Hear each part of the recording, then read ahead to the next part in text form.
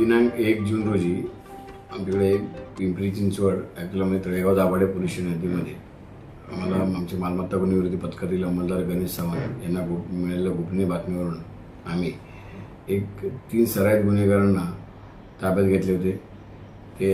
त्यामध्ये उमेश चंद्रकांत केदारी, मंथन सातकर आणि विशाल खानेकर अशा 3 गुन्हेगारांची नाव आहेत। त्यांच्याकडून आम्हाला 5 पिस्टल 20 राऊंड मिळालेले होते।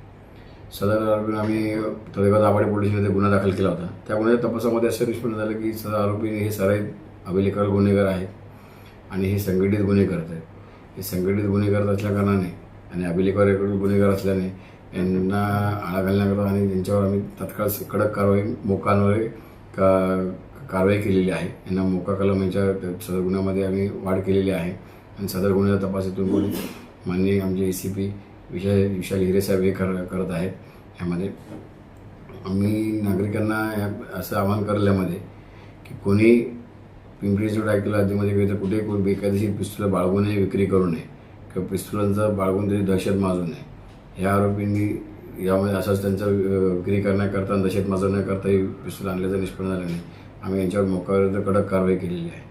तर यापुढे कोणीही जरी असे कारवाई पिस्तूल अवैधरित्या बाळगेल किंवा काही तस्करी करेल त्यांच्यावर कडक कारवाई केली जाईल याच प्रकारे।